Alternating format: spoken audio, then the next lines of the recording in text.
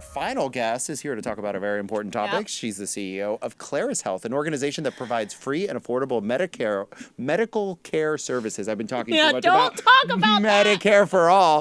Affordable medical care services for sexual health in Los Angeles. Let's welcome Talitha Phillips. How are you? Yeah, how are you? Look, healthcare is such a hot button issue, right? It is. What's your thought on this overall thing? Because it's something everyone needs.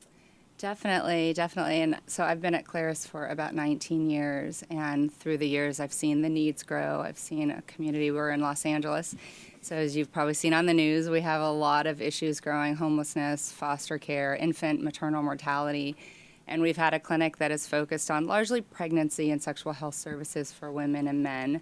And families with kids under the age of 5. Can you define what exactly falls under this umbrella? Yeah, definitely.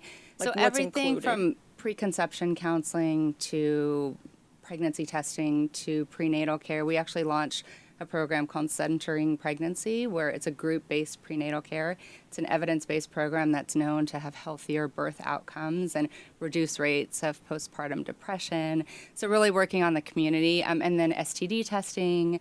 And our approach is very holistic, though. We believe everyone comes in. It's the body, mind, soul idea, that it's not just your physical needs. And so more recently, as we've worked with the community, we have about 200 community partners that provide services in Los Angeles, and realize that a lot of people need medical care, but because of a lack of transportation or an addiction, mental illness, it's difficult for them to get the care, to seek the care they need. So we built a mobile clinic. It's a 30-foot health clinic that we drive into their communities to go where they are, where the need is. So, birth rates are dropping in this country. It's a huge issue now, and you've been in this line of work for 19 years. Why do you feel like people are having trouble having families? I think there's a lot to consider. One, I think, is just the cost of living, and especially in a city like New York or Los Angeles, it's difficult. I have 2 children. I have a biological child. I adopted a child. And definitely there's a cost. There's 2 parents working often, or a single parent And then working. Childcare, schooling, Healthcare. the juggle of all the children's needs. I'm in New York. My kids are in LA right now. There's a lot to juggle. And I just think in our society, we don't see. I grew up in Europe, where also most families had 1 or 2 children, and my family had 4. We were the abnormal family. Where'd you grow up? Where did you? Holland, Germany. 4 kids in Europe is crazy. It's crazy. It was really crazy. But we do a lot of work in Uganda, and there, it's abnormal for me to bring my 2 kids to Uganda. Yes. And they always ask, where are the rest of your 5, children? 6, yep. Why don't you have more kids? Is something wrong with you? Why don't you have more children? So I think culturally, in our culture, we were seeing smaller families, depending on where you live. Yeah. Not if in you're, Utah. if Not in you Utah. live on the coasts, yeah, sure. So do you think investments of these type by the government really do pay off? Making sure that kids are born healthy, that women are taken care of, et cetera, because really these are the future taxpayers of tomorrow, aren't they? Absolutely, yeah. I mean, I speak sort of as the CEO of a nonprofit organization that doesn't receive government funding. So I'm in the middle. I see both sides. I see benefits to having some government assistance program, and I see benefits to the private. I also see the failures of both. I see the difficulties. So we have Medi-Cal, and I see the difficulties of navigating the system, and yet I believe that many people need to be able to access that care. And then I see the benefits and the difficulties of a private system where a lot of people can't afford it. So there's no perfect solution to anything. I don't think there's a perfect solution, and I think for us, my solution is more organizations like ours that can stand in the gap and say, we don't care where you live, we don't care how much money you make. If you have a need, we're there to meet your need in a holistic approach, and we're willing to raise the money. And there's so many people who are passionate about supporting organizations that are willing to do that. Yeah, I think we totally get your point that there is no perfect solution. And as, whether you're a founder or CEO or you're just running a organization, whether it's for-profit or nonprofit, you're just trying to do what's best. And we all know on the show that the best solution may not be that's the one that solves all the problems. No. Right? You're just trying to make it work. You're trying to make a difference in your community Yeah. as well. And that's the other thing. A lot of top-down solutions don't really work because every Yeah. community is different.